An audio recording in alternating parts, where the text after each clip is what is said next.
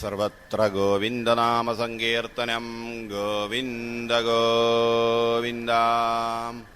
ഓം നമോ നാരായണായ ഓം നമോ നാരായണായ ഓം നമോ നാരായണായ ഓം നമോ നാരായണായ ഓം നമോ നാരായണായ ഓം നമോ നാരായണായ ഓം നമോ നാരായണായ ഓം നമോ നാരായണായ ഓം നമോ നാരായണായ ഓം നമോ നാരായണായ ഓം നമോ നാരായണായ ഓം നമോ നാരായണായ. സർവത്ര ഗോവിന്ദനാമസങ്കീർത്തനം ഗോവിന്ദ ഗോവിന്ദ. പീതാംബരം കരവിരാജിതചക്രശംഖകൗമോദഗീ സരസിജം കരുണാസമുദ്രം രാധാസഹായമതിസുന്ദരമന്ദഹാസം വാതാലയേശമനിശം ഹൃദി ഭാവയാമി. മൂകം കരോതി വാചാലം പങ്കം ലംഘയതേ ഗിരിം യൽകൃപാദമഹം വന്ദേ സദ്ഗുരും തം നമാമി. വന്ദേ നന്ദവ്രതസ്ത്രീണാം പാദരേണുമഭീഷ്ണശകം യാസാം ഹരികഥോദ്ഗീതം പുനാദിഭുവനത്രയം. കോമളം കൂജയൻ വേണും ശ്യാമളോയം കുമാരക വേദവേദ്യം പരം ബ്രഹ്മ ഭാസതാം പുരതോ മമ. ശ്രീ ഗുരുവായൂരപ്പൻ്റെ മഹാകാരുണ്യത്താൽ നടന്നു വരുന്നതായ ശ്രീമദ് ഭാഗവത തത്വസമീക്ഷാസത്രത്തിൽ ഇനി ചിന്തിക്കേണ്ടുന്നതായ ഭാഗം, വൃന്ദാവന വിഹാരിയായി അഭൗമങ്ങളായ അനർഘങ്ങളായ അപ്രമേയ ലീലകളാൽ പാരിനെ പുളകം കൊള്ളിച്ചതായ മഹാപ്രഭുവിൻ്റെ ദിവ്യലീലകളാണ്. സമഷ്ടി പ്രപഞ്ചത്തിലെ സർവചരാചരങ്ങളിലും നമ്മൾക്ക് കാണാൻ സാധിക്കുന്നതായ ഒരു ഏകദാനത എന്നുള്ളത് നശിക്കാനല്ല, നിലനിൽക്കാനാണ് പ്രവണത. ഏകകോശ ജീവിയായ അമീബ മുതൽ കരയിലെ ഏറ്റവും വലിയ ജീവിയായിരിക്കുന്ന ആന വരെയുള്ള 84 ലക്ഷം ജീവവർഗങ്ങളിലെ വിശേഷബുദ്ധിയില്ലാത്തതായ മൂഢജന്മങ്ങളെന്ന് പറയപ്പെടുന്ന മൃഗജന്മങ്ങളിൽ പോലും കാണാൻ സാധിക്കുന്നതായ ഒരു പൊതുപ്രവണത സ്വന്തം സത്വത്തിൽ നിലനിൽക്കാനുള്ളതായ ഒരു പ്രവണതയാണ്. എന്നും നിലനിൽക്കുന്നതിനെയാണ് സത്യമെന്ന് പറയുന്നത്. അപ്പോൾ അറിഞ്ഞോ അറിയാതെയോ ആണെങ്കിൽ പോലും നിലനിൽക്കാനാണ് ഓരോ ജീവികളും ശ്രമിക്കുന്നത്, ആഗ്രഹിക്കുന്നത് എന്നുള്ളതുകൊണ്ട് സത്യസാക്ഷാത്കാരമാണ് ഏവരുടെയും ആത്യന്തികമായ ലക്ഷ്യം. ഈ സത്യസാക്ഷാത്കാരത്തെ അഥവാ നിലനിൽപ്പിൻ്റെ ശാസ്ത്രത്തെ ശാസ്ത്രീയമായി അനാവരണം ചെയ്ത് അവതരിപ്പിച്ചതായ ആചാര്യവര്യന്മാരെ കൊണ്ട് അനുഗ്രഹീതമായ ഒരു പുണ്യഭൂമിയാണ് നമ്മുടെ ഭാരതം. ജീവിത ലക്ഷ്യത്തെ ബോധിച്ച് ലക്ഷ്യത്തെ പ്രാപിച്ച് സത്യസാക്ഷാത്കാരം നേടിയിരിക്കുന്നതായ അനുഭവ സമ്പന്നന്മാരായ ആചാര്യവര്യന്മാർ സംസാരിണാം കരുണയാഹ, ഈ സംസാര സാഗര സംതപ്ത ചിത്തന്മാരായി കഴിയുന്നതായ പരശരം ജീവന്മാരോടുള്ള അപാര കാരുണ്യം കൊണ്ട് അവർ വന്നതായ മാർഗത്തെ അങ്ങ് വ്യക്തമാക്കി ലോകത്തിനോട് ഉപദേശിച്ചു. ലോകനന്മയ്ക്കായിക്കൊണ്ട് ആ ആചാര്യവര്യന്മാരെ അരുളി ചെയ്തതായ ശാസ്ത്രങ്ങളാണ് നമ്മൾക്ക് ശ്രുതി സ്മൃതികളായിട്ട് ശിഷ്യപ്രശിഷ്യ പരമ്പര വഴിയാ അങ്ങ് പകർന്നു കിട്ടിയിരിക്കുന്നത്. ലക്ഷ്യം ഇന്നതാണെന്ന് ലോകത്തിനോട് പറഞ്ഞാൽ മാത്രം പോരാ, പിന്നെയോ അതെത്താനുള്ളതായ മാർഗം കൂടി അങ്ങ് വ്യക്തമാക്കിയിരിക്കണം. രോഗമെന്തെന്ന് മനസ്സിലായാൽ പോരാ, അത് ചികിത്സിക്കാനുള്ളതായ സമ്പ്രദായം കൂടി അറിഞ്ഞിരിക്കണം, എങ്കിലേ അതിൻ്റെ പ്രയോജനമുള്ളൂ. ലക്ഷ്യത്തെയും മാർഗത്തെയും പകൽ വെളിച്ചം പോലെ പരമാർത്ഥമായി നമ്മൾക്ക് ബോധിപ്പിച്ചു എന്നതായ ആചാര്യ പരമ്പര. ഒരിക്കലും ലക്ഷ്യം പഴയ്ക്കരുത്, വഴി തെറ്റരുത് എന്ന് കണക്കുകൂട്ടി ഒരു യുക്തിവാദിക്കും ഖണ്ഡിക്കാൻ പറ്റാത്തത്ര രീതിയിൽ കാലത്തിൻ്റെ കൈവിരലുകൾക്കൊരിക്കലും മാറ്റാൻ പറ്റാത്തതായ മായ്ക്കാൻ പറ്റാത്തതായ മഹിമയോടുകൂടി ആ ലക്ഷ്യത്തെയും മാർഗത്തെയും നമ്മളോട് ഉപദേശിച്ചു. സത്യസാക്ഷാത്കാരമാണ്, ഈശ്വര സാക്ഷാത്കാരമാണ് ആത്യന്തികമായ ലക്ഷ്യം എന്ന് ബോധിച്ചതായ ഋഷീശ്വരന്മാർ അതിനുള്ളതായ മാർഗം അവരാചരിച്ച് കാണിച്ചു എന്നതായ മാർഗം ധർമ്മമാണ്. അനന്ത പാരാവാരങ്ങളൊക്കെ പരന്നു കിടക്കുന്നതായ ഭാരതീയ സംസ്കൃതിയുടെ സാരം എന്ത് എന്ന് ചോദിച്ചാൽ ചുരുക്കമായി നമുക്ക് 2 വാക്കുകളിൽ പറയാൻ സാധിക്കുക: സത്യം വദ ധർമ്മം ചര. സത്യസാക്ഷാത്കാരമാണ് ലക്ഷ്യം, ധർമാചരണമാണ് മാർഗം. ഈ ഭൂമുഖത്ത് വാക്കുകൾ ശ്ലോകരൂപേണ ആദ്യമായി ഉരിയാടാനിടയായ ആദികവി എന്ന് പുകൾപെറ്റതായ വാൽമീകി മഹർഷി ആദർശപുരുഷനായ ശ്രീരാമചന്ദ്രന്റെ അവദാനങ്ങളെ കീർത്തിച്ചുകൊണ്ട് ലക്ഷ്യപ്രാപ്തിക്കുള്ളതായ ഈ മാർഗത്തെ നിരൂപണം ചെയ്തുവെങ്കിൽ തപസോമ ജ്യോതിർഗമയ എന്ന മഹാമന്ത്രത്തിന്റെ വ്യാഖ്യാനമായി മാനിനെ കണ്ടാൽ മനമളകുന്നതായ മഹത്വത്തോടു കൂടിയിട്ട് ആ ധർമ്മത്തെ വാൽമീകി മഹർഷി നിരൂപിച്ചതായ വേളയിൽ മൃത്യോർമ അമൃതം ഗമയ എന്ന മഹാമന്ത്രത്തിന്റെ വ്യാഖ്യാനമായി അനവധി ആത്മീയ ആദർശങ്ങളുടെ അക്ഷയഗനിയായ അഭൗമങ്ങളായ ലീലകളെ ആടിപ്പാടി തിമർത്തതായ ശ്രീകൃഷ്ണ ഭഗവാനെ കേന്ദ്രീകരിച്ചുകൊണ്ട് വ്യാസഭഗവാൻ ധർമ്മത്തെ നിരൂപണം ചെയ്തു. വ്യാസനും വാൽമീകിയും തന്നത് മാത്രമേ ഈ ലോകത്തിലുള്ളൂ. അതുകൊണ്ട് തന്നെ ലോകമാകമാനം കടപ്പെട്ടിരിക്കുന്നത് ഈ രണ്ട് ഗുരുക്കന്മാരോടാണ്, വ്യാസ വാൽമീകി ആദി ഋഷീശ്വരന്മാരോടാണ്. മാനിനെ കണ്ടാൽ മനമളകുന്നതായ മഹത്വമാണ് വാൽമീകിയിൽ കാണാൻ സാധിക്കുന്നതെങ്കിൽ ആനകുത്തിയാലും ഇളകാത്തതായ പ്രൗഢമായ തത്വചിന്തകളാണ്, ഗഹനങ്ങളായ ധർമ്മത്തിന്റെ ഗതിവിഗതികളെക്കുറിച്ചാണ് വ്യാസമഹർഷി അങ്ങനെ ആവരണം ചെയ്തത്. അത് ഏത് രൂപത്തിൽ സച്ചിദാനന്ദ കട്ടയായി പൂർണ്ണ ബ്രഹ്മമായി പ്രപഞ്ചാധാരമായ പരംപൊരുള് അഭൗമങ്ങളായി ലീലകളാടിയതിനെ ആ ശ്രീകൃഷ്ണ ലീലകളെ കേന്ദ്രീകരിച്ചുകൊണ്ട് ധർമ്മത്തെ നമ്മളോട് ഉപദേശിച്ചു. അതുകൊണ്ട് തന്നെ ധർമ്മമൂർത്തിയായ ഈ ശ്രീകൃഷ്ണാവതാരത്തെക്കുറിച്ച് വ്യാസമഹർഷി വർണ്ണിക്കാൻ ആരംഭിക്കുന്നതായ വേളയിൽ തമത്ഭുതം എന്ന് പറഞ്ഞുകൊണ്ട് അങ്ങ് ആരംഭിക്കുന്നത് വാക്കുകൾക്കും വർണ്ണനകൾക്കും വിശേഷങ്ങൾക്കും അതീതമായിരിക്കുന്നതായ അത്ഭുതകരങ്ങളായ ലീലകളാണ് ഈ ശ്രീകൃഷ്ണ ലീലകളിൽ കാണാനെക്കൊണ്ട് സാധിക്കുക. ലോകജനതയുടെ ആരാധ്യ സങ്കല്പങ്ങളിൽ നിറഞ്ഞു നിൽക്കുന്നതായ നിശ്ചല തേജസ്സാണ് ശ്രീകൃഷ്ണ ഭഗവാൻ.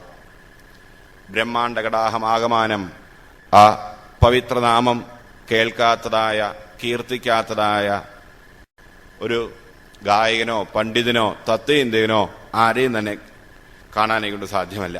സനാതന ധർമ്മത്തിന്റെ പ്രകടപ്രഭാവമായി പ്രത്യക്ഷ സ്വരൂപമായി പൂർണ്ണതയുടെ പരിപൂർണതയായി വിരാജിച്ചരുളുന്നതായ ഈശ്വര സങ്കല്പമാണ് അഥവാ സത്യസ്വരൂപമാണ് ശ്രീകൃഷ്ണ ഭഗവാൻ.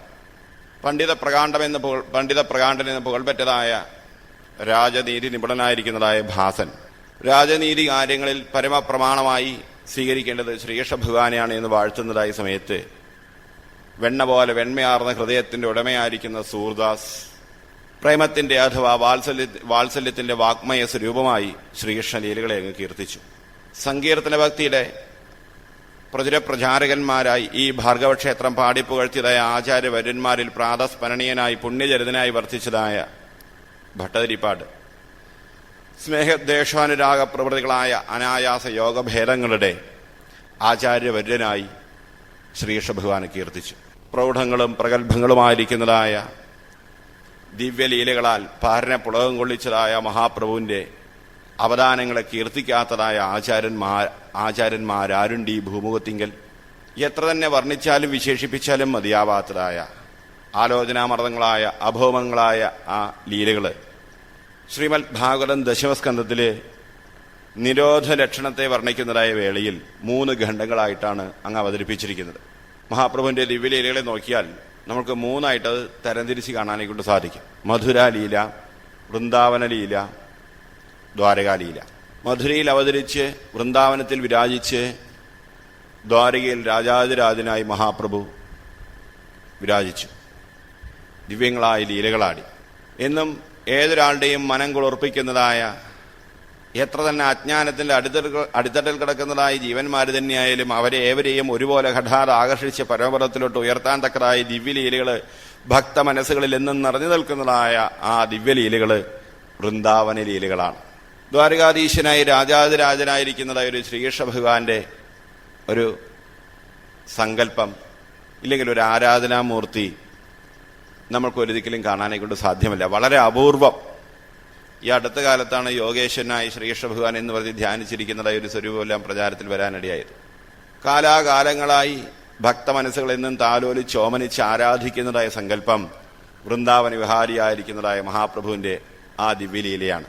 ഭക്തന്മാർക്കെന്നും ഉൾപ്പുളകമേകി പണ്ഡിത പ്രകാണ്ഡങ്ങൾക്ക് അവരുടെ ഗഹനങ്ങളായ ചിന്തകൾക്ക് വിധേയമായി അവസാനമില്ലാത്ത ആശയ ആദർശങ്ങളുടെ അക്ഷയഗനിയായി മഹാപ്രഭു വൃന്ദാവനത്തിൽ ദിവ്യലീലയാടി. സച്ചിദാനന്ദം ഘനീഭവിച്ച് പരിപൂർണ തമാവതാര സ്വരൂപിയായി അവിടുന്ന് ഭുവനമോഹനങ്ങളായ ലീലകളാടിയതായ വേളയിൽ പവിഴമൂഴിയിൽ പാവി അങ്ങനെ ആ തൃപ്പാദ സ്പർശ മഹിമയാൽ ഈ പാലിനെ പവിത്രമാക്കാൻ വേണ്ടി അവിടുന്ന് തിരഞ്ഞെടുത്തത് 12 വനങ്ങളാണെന്നാണ്. മധുവനം, താലവനം, കുമുദവനം, കാമ്യവനം, ബഹുളാവനം, ഭദ്രവനം, ഘാതിരവനം, മഹാവനം, ലോഹജംഘവനം, ഭേൽവനം, ഭാണ്ഡീരവനം, വൃന്ദാവനം. ഈ വ്രജഭൂമിയിൽ അന്തർഗതങ്ങളായിരിക്കുന്ന ഈ 12 വനങ്ങളിൽ ഭക്തന്മാരെന്നും കീർത്തിക്കുന്നതും എന്നും നിറഞ്ഞു നിൽക്കുന്നതുമായ ദിവ്യലീലകൾ വൃന്ദാവന ലീലകളാണ്. ഈ വൃന്ദാവന വിഹാരിയുടെ വേണുകാല ലോലനായിരിക്കുന്നതായ മഹാപ്രഭുവിന്റെ ഗാനങ്ങളെ കീർത്തിക്കാത്തതായ ഒരു ഗായകൻ ഈ ഭൂമുഖത്തിൽ ഉണ്ടായിട്ടില്ല. വൃന്ദാവന വിഹാരിയായിരിക്കുന്നതായ മഹാപ്രഭുവിന്റെ നയനമനോഹരമായിരിക്കുന്ന നീലമേഘ ശ്യാമളവർണ്ണനായിരിക്കുന്നതായ ആ സച്ചിദാനന്ദ സ്വരൂപത്തെ വരയ്ക്കാത്തതായ ഒരു ചിത്രകാരൻ ഉണ്ടായിട്ടില്ല. ഈ ഭാരതത്തിൽ കലയായിക്കൊള്ളട്ടെ, സംഗീതമായിക്കൊള്ളട്ടെ, സാഹിത്യമായിക്കൊള്ളട്ടെ വളർന്ന് വികസിച്ചിരിക്കുന്നത് ഈ വൃന്ദാവന വിഹാരിയെ ആശ്രയിച്ചിട്ടാണ്, അവിടുത്തെ അവതാരങ്ങളെ ആശ്രയിച്ചിട്ടാണ്.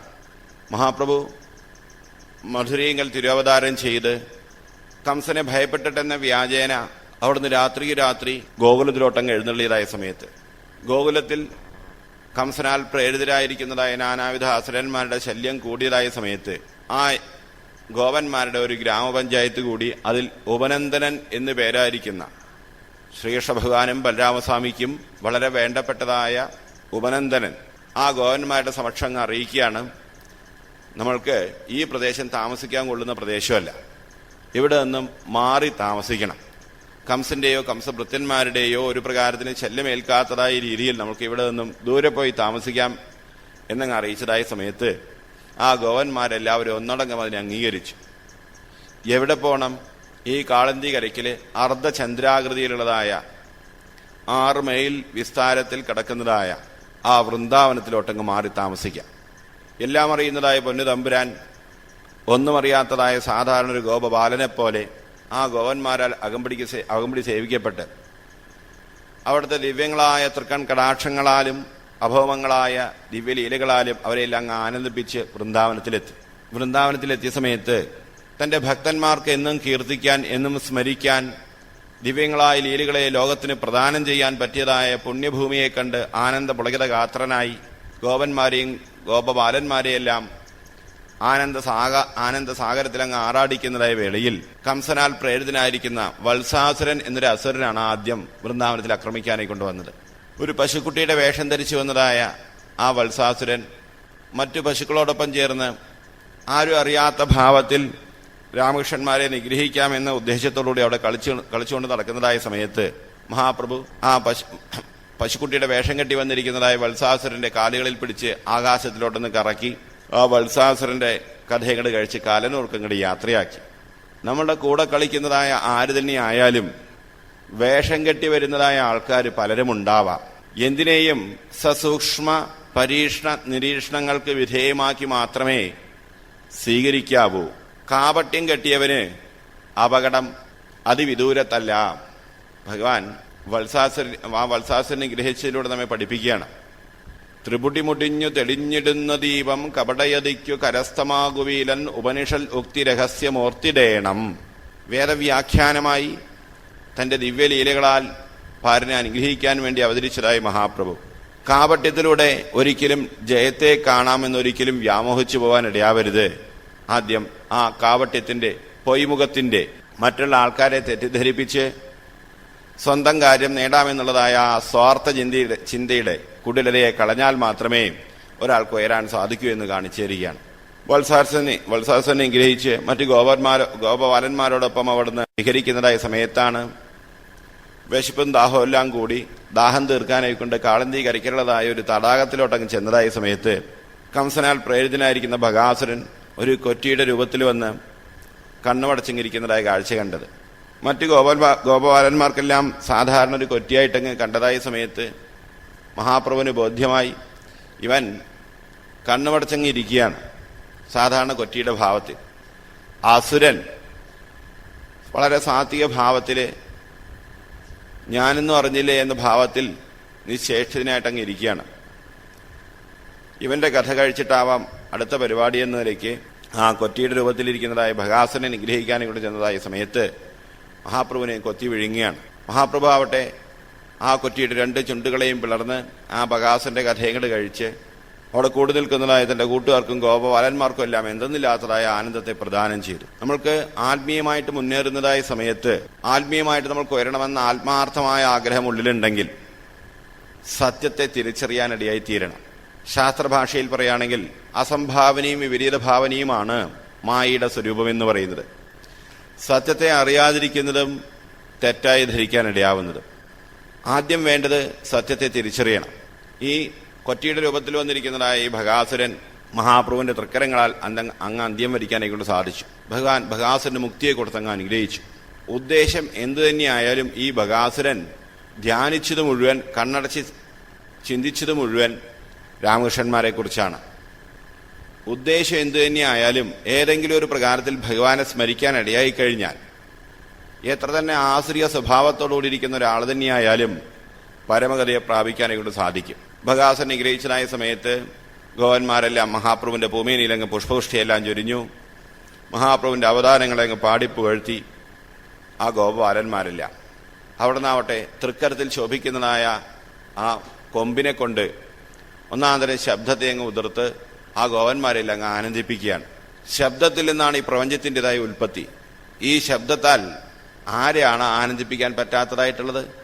ഇന്നത്തെ ഈ സൗണ്ട് തെറാപ്പി എല്ലാം കണ്ടെത്തുന്നതായ ആധുനികന്മാരുടെ ഈ ശാസ്ത്ര സിദ്ധാന്തങ്ങളെല്ലാം എത്രയോ സഹസ്രാബ്ദങ്ങൾക്ക് മുന്നേ തന്നെ ഭഗവാൻ കണ്ടെത്തിയതായി കാണാൻ സാധിക്കും. വൃന്ദാവനത്തിലെ സകല ചരാചരങ്ങളെയും ആനന്ദിപ്പിക്കുന്നതായ രൂപത്തിലാണ് ഭഗവാൻ വേണുഗാനം പൊഴിച്ചതും ഈ കൊമ്പിലൂടെ ശബ്ദത്തെ ഉതിർത്തതും. ഒന്ന് സൂക്ഷ്മമാണെങ്കിൽ ഒന്ന് സ്ഫോടമാണ്. ശബ്ദത്തിന്റെ അവാന്തര ഭേദങ്ങളെ കണ്ടെത്തി അതിനനുസരിച്ചുള്ളതായ സംഗീത ഉപകരണങ്ങളിലൂടെ വിശ്വമനസാക്ഷിയെ ഉയർത്താൻ തക്കതായ ആ ശബ്ദശാസ്ത്രത്തെ കാലത്തിനനുസരിച്ച് നമ്മൾക്ക് അവതരിപ്പിച്ചു എന്നതായ ആചാര്യവര്യനാണ് ശ്രീകൃഷ്ണ ഭഗവാൻ. ഗോപബാലന്മാരോടൊപ്പം അങ്ങ് നൃത്തമാടി കളിച്ചുകൊണ്ടിരിക്കുന്നതായ സമയത്താണ് കംസനാൽ പ്രേരിതനായിരിക്കുന്ന അഘാസുരൻ ഒരു പെരുമ്പാമ്പന്റെ രൂപത്തിൽ അങ്ങ് ആക്രമിക്കാനെ കൊണ്ടുവന്നത്. രാമകൃഷ്ണന്മാരെ നിഗ്രഹിക്കാൻ എളുപ്പവഴി കൂടെ വന്നിരിക്കുന്നതായ ഗോവന്മാരേക്ക് ആദ്യം കൊന്നുകഴിഞ്ഞാൽ രാമകൃഷ്ണന്മാരെ ശക്തി കുറയുമെന്നെല്ലാം കണക്കുകൂട്ടി ഗോപബാലന്മാരും പശുക്കളും വരുന്നതായ വഴിയിൽ വായും വളർന്നൊരു പെരുമ്പാമ്പിന്റെ രൂപത്തിൽ ആ അഘാസുരനങ്ങ് നിന്നു. ഗോപബാലന്മാരെല്ലാം അകത്ത് കയറി അതിന് പിന്നിൽ മഹാപ്രഭുവും അകത്തോട്ടം കയറിയതായ സമയത്ത് ആ ഗോപബാലന്മാരെല്ലാം ഭഗവാനോട് അറിയിക്കണം, നോക്കൂ കണ്ണാം, ഈ ഗുഹ കണ്ടു കഴിഞ്ഞാൽ ഒരു പശുവിന്റെ വായ പോലെയുണ്ട്. ഈ കല്ലുകളെല്ലാം കണ്ടു കഴിഞ്ഞാൽ ഒരു പാമ്പിന്റെ പല്ലുകളെ പോലെയുണ്ട്. നമ്മൾ ഏതോ ഒരു ഗുഹയ്ക്കകത്താണ് പ്രവേശിച്ചിരിക്കുന്നത്. പാമ്പിന്റെ വായ പോലുള്ളൊരു ഗുഹയാണ് നമ്മൾ എത്തിച്ചേർന്നിരിക്കുന്നത്. ഈ ഗുഹയ്ക്കകത്തുനിന്നും വരുന്നതായ കാറ്റ് കണ്ടു കഴിഞ്ഞാൽ അനവധി ജീവികളെയൊക്കെ തിന്നിരിക്കുന്നതായ ദുഷ്ടജീവികളെയൊക്കെ തിന്നിരിക്കുന്നതായ പാമ്പിന്റെ അകത്തുനിന്ന് വരുന്നതായ ദുർഗന്ധം പോലെയുണ്ട്. ആ പാമ്പിന്റെ വായ്ക്കകത്ത് പ്രവേശിച്ച് ഇതൊരു ഗുഹയാണെന്ന ഭാവത്തിൽ ആ ഗോപബാലന്മാരിൽ അകത്ത് അങ്ങ് ചെന്നതായ സമയത്ത് രാമകൃഷ്ണന്മാർ ഇതിന്റെ വായ്ക്കകത്തായി ഇനി ഒരിക്കലും രക്ഷപ്പെടില്ല എന്നുള്ളതായ ഭാവത്തോട് കൂടിയിട്ട് ആകാസുരൻ വായങ്ങ് അടച്ചു.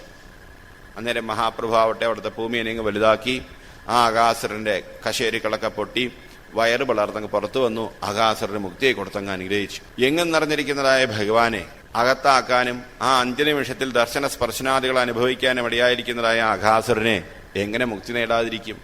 ആര് തന്നെയായാലും, എത്ര നീച നികൃഷ്ട ഭാവത്തിൽ കഴിയുന്നതായ ആൾക്കാർ തന്നെയായാലും ആത്മസ്വരൂപിയായ ഭഗവാനുമായിട്ടൊരു ബന്ധം വന്നു കഴിഞ്ഞാൽ അവരുടെ ആ നീചതയും നികൃഷ്ടതയെല്ലാം നീങ്ങി നിശ്ചലമായിരിക്കുന്നതായ ബ്രഹ്മഭാവത്തെ പ്രാപിക്കാനായിട്ട് സാധിക്കുമെന്ന് കാണിക്കുക അഘാസുരമോക്ഷത്തിലൂടെ.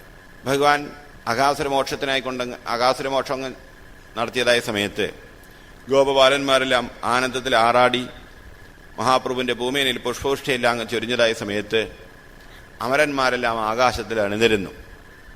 ഈ ഗോപബാലന്മാരുടെ ആർപ്പവിളികളും ആനന്ദാഘോഷങ്ങളും സത്യലോകം വരെ അങ്ങ് ഉയർന്നു.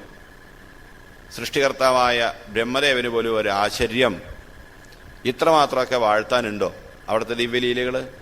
എന്നാൽ അത് തനിക്കുമൊന്ന് കാണണമല്ലോ എന്നുള്ളതായ ആഗ്രഹത്തോടു കൂടിയിട്ട് ഭൂമിയിൽ ഈ വ്രജഭൂമിയിലോട്ടങ്ങ് പോന്നു. അന്നേരം മഹാപ്രഭു ആവട്ടെ ഗോപബാലന്മാരെല്ലാം വിളിച്ച് കൽപ്പിച്ചു, നാളെ നേരത്തെ നമ്മൾക്ക് പശുപാലനത്തിനായി കൊണ്ടൊക്കെ പോകണം. ഇപ്പോഴാവട്ടെ ഓരോരുത്തരും ഓരോ സമയത്ത് അവനവന്റെ ഇഷ്ടപ്രകാരമാണ് അങ്ങ് വരുന്നത്. തോന്നുന്ന സമയത്ത് വന്നു കഴിഞ്ഞാൽ അങ്ങ് സാധ്യമല്ല, നേരത്തെ അങ്ങ് പുറപ്പെടണം, എന്നാലേ നമുക്ക് കളിക്കാനുള്ള സമയമെല്ലാം കിട്ടുള്ളൂ എന്ന് മഹാപ്രഭു എന്ത് കൽപ്പിച്ചോ അതിനപ്പുറമില്ല ഗോവന്മാർക്ക്. അവർ വീടുകളിൽ ചെന്ന് പറഞ്ഞു, അമ്മമാരോട് പറഞ്ഞു. അവരാവട്ടെ ഉണ്ണികൾക്കുള്ളതായ ഭക്ഷണമെല്ലാം നേരത്തെ തന്നെ അങ്ങ് ഉണ്ടാക്കി എല്ലാം ഭക്ഷണ പൊതികളെല്ലാം പൊറിഞ്ഞു കൊടുത്ത് പശുപാലനത്തിനായി കൊണ്ടങ്ങ് യാത്രയാക്കി. മഹാപ്രഭു രാവിലെ കുളിയെല്ലാം കഴിഞ്ഞ് യശോദമ്മ കൊടുത്തതായ ഭക്ഷണപ്പൊതിയെല്ലാം എടുത്ത് അവിടുത്തെ പൊന്നോടക്കുഴൽ വിളിച്ചു. ആ ഓടക്കുഴൽ നാദം കേട്ട ഉടനെ ഗോപന്മാര് ആയിരക്കണക്കിന് പശുക്കളെയും ആട്ടിത്തെളിച്ചുകൊണ്ട് നന്ദഗോപന്റെ ഗൃഹത്തിന്റെ മുന്നിൽ വന്നു. എല്ലാവരും കൂടെ കാളന്തി കരയ്ക്കിലോട്ടങ്ങ് ചെന്നു.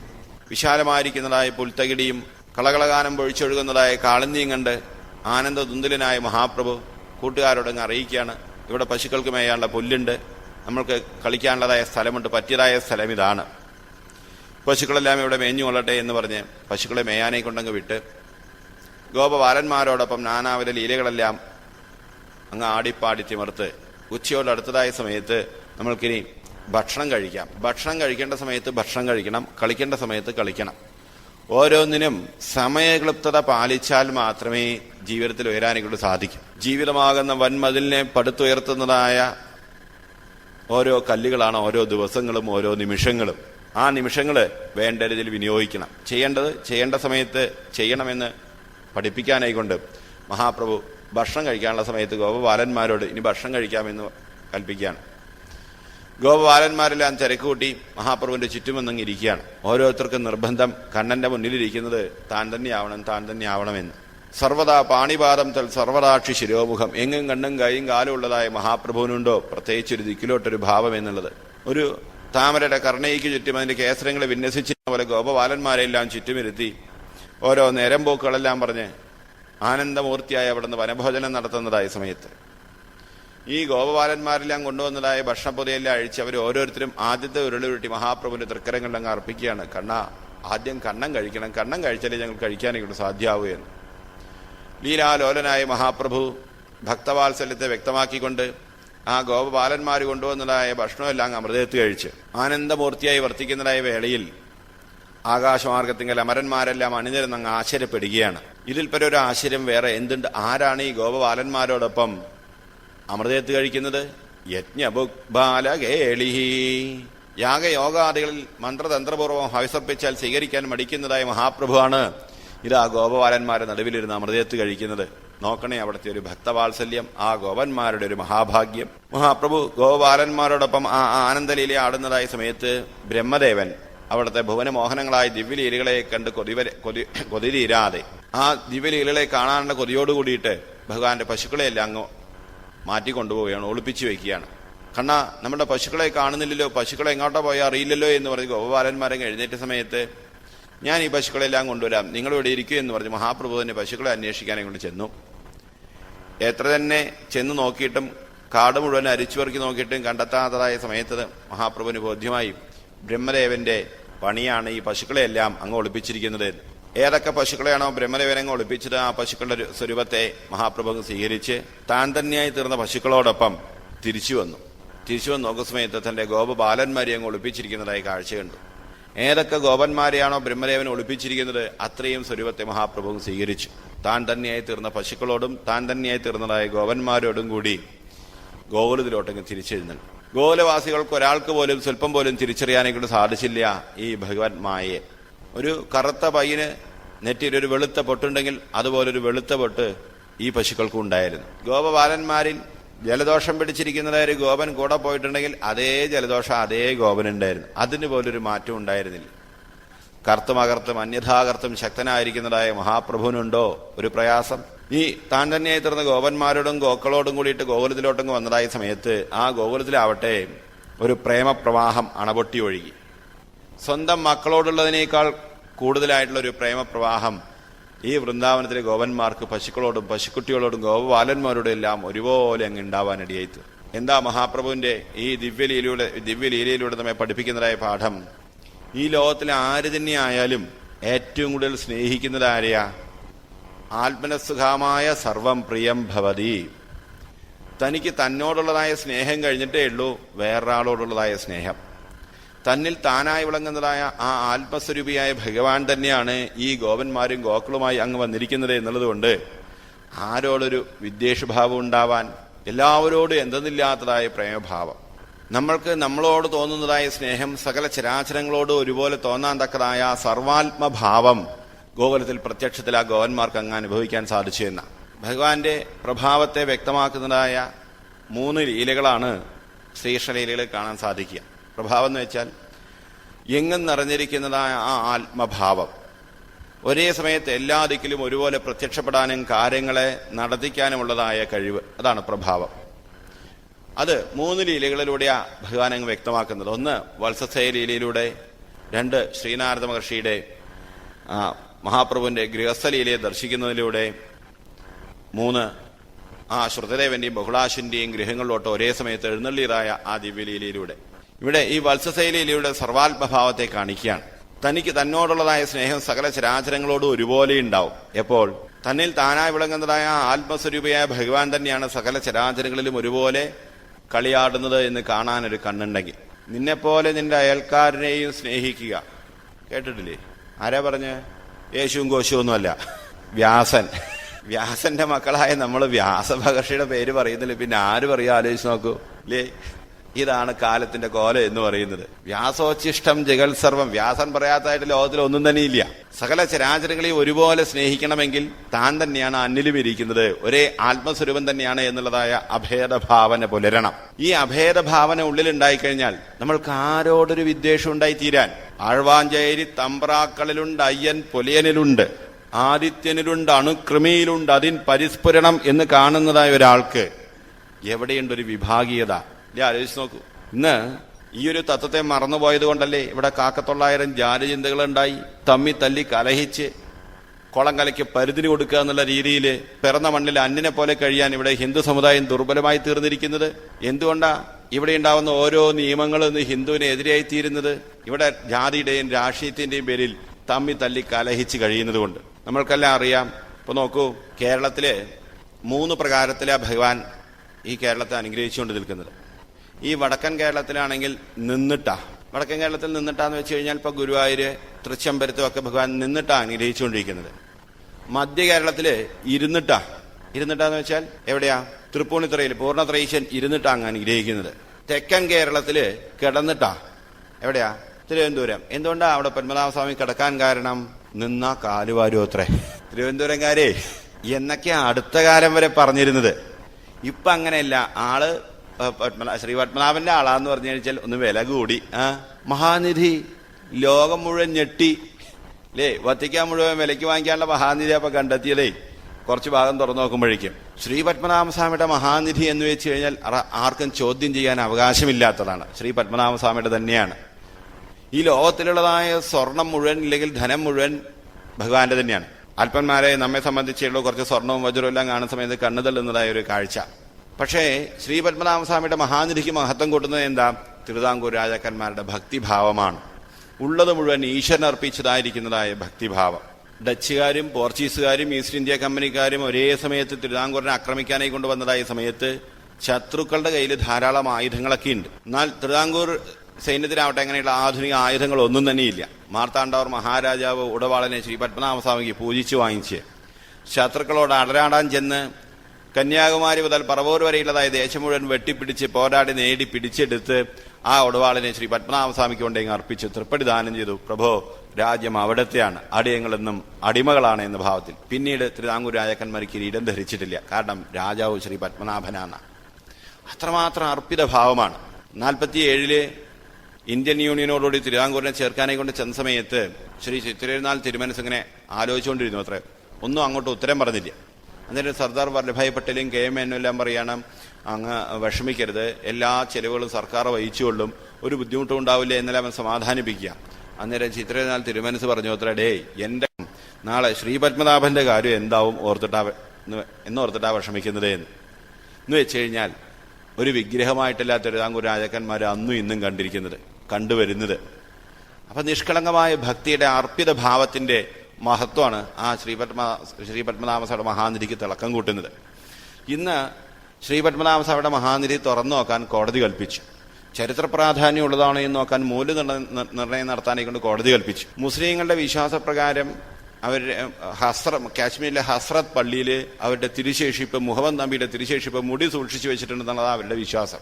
എന്നാൽ അത് ചരിത്ര പ്രാധാന്യം ഉള്ളതാണോ എന്ന് നോക്കാനേ കൊണ്ട് ഒന്ന് തുറന്നു നോക്കാൻ കോടതി കൽപ്പിക്കുമോ? കൽപ്പിക്കില്ല. എന്തുകൊണ്ടാ? കൽപ്പിച്ചാൽ കോടതിയുടെ സ്ഥാനത്ത് കോടതി ഉണ്ടാവില്ല എന്ന് കോടതിക്കറിയാം. ഇവിടെ ഹിന്ദുക്കളുടെ ഏത് ക്ഷേത്രങ്ങളും എപ്പോഴും പിടിച്ചെടുക്കുക, ഏത് നിയമനിർമ്മാണങ്ങളും ഹിന്ദുക്കൾക്കെതിരെ നടത്താം. എന്തുകൊണ്ടാണ്? ജാതിയുടെയും രാഷ്ട്രീയത്തിന്റെയും പേരിൽ ഹിന്ദു വിഘടിച്ചു നിൽക്കുന്നതുകൊണ്ട്. അതിനുള്ളതായ ഏക പരിഹാരമാർഗത്തെ ഭഗവാൻ ഇവിടെ കാണിച്ചു തരികയാണ്. ഈ സർവാത്മഭാവം ഉണരണം, എല്ലാവരും ഉള്ളിലിരിക്കുന്നതും ഒരേ ശ്രീകൃഷ്ണ ഭഗവാൻ തന്നെ എന്ന് കാണാൻ തക്കതായ അഭേദഭാവന അങ്ങ് പുലരണം. ഗോക്കളും ഗോപന്മാരുമായിട്ട് മഹാപ്രഭു കളിയാടി. ഭഗവാൻ തന്നെയാണ് ഗോപന്മാരായിട്ടും ഗോക്കളായിട്ടും ഇരുന്നത്. ആത്മസ്വരൂപിയായ ഭഗവാൻ ഇല്ലെങ്കിൽ ഈ പ്രപഞ്ചത്തിൽ ഒരു ഉപാധികൾക്കും നിലനിൽക്കാനോ പ്രവർത്തിക്കാനോ കൊണ്ട് സാധ്യമല്ല. യാതൊന്നുണ്ടെങ്കിൽ എല്ലാം ഉണ്ടോ, യാതൊന്നില്ലെങ്കിൽ ഒന്നുമില്ലയോ, അതാണ് പരമകാരണം. പരമകാരണമാണ് എന്തിനും ആശ്രയമായിരിക്കുന്നത്. സ്വർണത്തിൽ നിന്ന് ആഭരണങ്ങൾ ഉണ്ടാക്കി നാം ധരിക്കുന്നുണ്ട്. ഏത് ആഭരണം ഉണ്ടാക്കിയാലും അണിയുന്നത് സ്വർണം തന്നെയാണ്. സ്വർണമില്ലെങ്കിൽ ആഭരണമില്ല. അപ്പൊ ആഭരണം കാര്യം, സ്വർണം കാരണം. സ്വർണം തന്നെയാണ് ആഭരണമായിട്ടിരിക്കുന്നത്, കാരണം തന്നെയാണ് കാര്യമായിട്ടിരിക്കുന്നത്. പ്രപഞ്ച കാരണമായ പരമസത്യം തന്നെയാണ് നാനാവിധ ഉപാധികളിലൂടെ ഇവിടെ പ്രകാശിക്കുന്നത്. ആ ഒരേ സത്യത്തെ തന്നെ പല പ്രകാരത്തിൽ പ്രകീർത്തിക്കുന്നതായ, നാനാത്വത്തിന്റെ ഏകത്വം കാണുന്നതായ ആ സംസ്കാര തനിമയെ മഹിമയെ ഇവിടെ വത്സലയിലൂടെ അങ്ങ് കാണിച്ചിരിക്കുകയാണ്.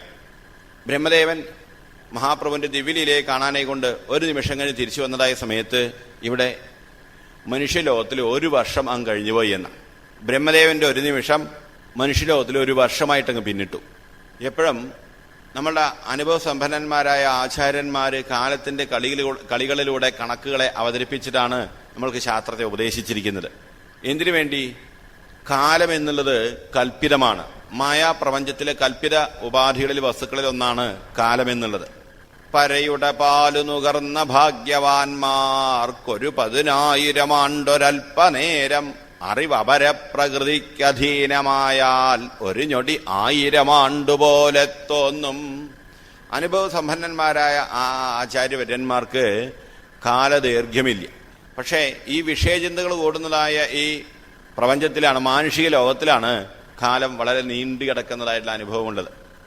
നോക്കൂ, രാവിലെ 4 മണിക്ക് എഴുന്നേറ്റ് രാത്രി 10 മണി വരെ നമ്മൾ ഒരുപാട് പ്രവർത്തികൾ ചെയ്യും. രാത്രി 10 മണിക്ക് കിടന്ന് ഒന്ന് കണ്ണടച്ചോറുമ്പോഴേക്കും രാവിലെ 4 മണി. എത്ര പെട്ടെന്ന് രാവിലെ ആയി കഴിഞ്ഞ്. ഉറക്കത്തില് കാലഭുക്തിയില്ല. ചിന്തകൾ ലയിച്ചിരിക്കുന്നിടത്ത് കാലഭുക്തിയില്ല. ചിന്ത ഉണർന്നാലേ കാലഭുക്തിയുള്ളൂ. ചിന്തയിലാണ് ദേശവും കാലവും കൽപ്പിക്കപ്പെട്ടിരിക്കുന്നത്. ദേശകാലങ്ങളെ വിട്ട് ഈ ലോകത്തിന് നിലനിൽപ്പില്ല. ഈ ദേശകാലങ്ങളെല്ലാം തന്നെ കൽപ്പിതമാണ് എന്ന് കാണിച്ചു തരികയാണ്. ബ്രഹ്മദേവൻ ഒരു നിമിഷം കഴിഞ്ഞ് വരുമ്പോഴേക്കും ഇവിടെ ഒരു വർഷം അങ്ങ് പിന്നിട്ട് കഴിഞ്ഞു. താൻ ഒളിപ്പിച്ചു വെച്ചതായി പശുക്കളെല്ലാം കണ്ണനോടൊപ്പം കളിയാടുന്നത് കണ്ടതായ സമയത്ത് ആശ്ചര്യപരവശനായി അത്ഭുത പരതന്ത്രനായി ബ്രഹ്മദേവൻ സൂക്ഷിച്ചു നോക്കി. ഇതിപ്പോ ഏതാ താൻ ഒളിപ്പിച്ചതായ പശുക്കള്, ഏതാ യഥാർത്ഥത്തിലുള്ളതായ പശുക്കള് തിരിച്ചറിയാൻ സാധിക്കുന്നില്ല. കാണുന്നത് സ്വപ്നമാണോ മായയാണോ മേത്ത് നുള്ളി നോക്കി. സ്വപ്നമൊന്നുമല്ല, യഥാർത്ഥത്തിലുള്ളത് തന്നെയാണ്. 2 പശുക്കളും ഒരേപോലെയുണ്ട്. വീണ്ടും സൂക്ഷിച്ചു നോക്കിയ സമയത്ത് ഓരോ പശുക്കളും ഗോപബാലന്മാരും എല്ലാം ശ്രീകൃഷ്ണ വിശ്വസ്വരൂപമായിട്ടങ്ങ് ഭഗവത് സ്വരൂപമായിട്ടങ്ങ് കാണാനേക്കൊണ്ട് സാധിച്ചത്. ബ്രഹ്മദേവന് ബോധ്യമായി ഇത് സാധാരണ ഒരാളല്ല, സാക്ഷാൽ സർവേശ്വരൻ തന്നെയെന്ന്. ഒരു സ്വർണ്ണവടി ഭൂമിയിൽ വീഴുന്ന പോലെ അവിടുത്തെ ശ്രീപാദങ്ങളിൽ ചെന്നങ്ങ് വീണു വണങ്ങി 4 ശിരസുകളെ കൊണ്ടും 8 കണ്ണുകളെ കൊണ്ടും അവിടുത്തെ ശ്രീപാദങ്ങളിൽ മുട്ടി നമസ്കരിച്ച് കണ്ണുനീരിനെ കൊണ്ട് തൃപ്പാദങ്ങളെ അഭിഷേകം ചെയ്ത് വാഴ്ത്തി അങ്ങ് സ്തുതിക്കുകയാണ്. ഇത്രയും നേരം സ്തുതിക്കാനങ്ങ് തോന്നിയില്ല, സാധിച്ചില്ല ബ്രഹ്മദേവന്. എന്തുകൊണ്ടാ? ഞാൻ വലിയ സൃഷ്ടികർത്താവാണ് എന്നതായ ഭാവത്തോടുകൂടിയിട്ടായിരുന്നു.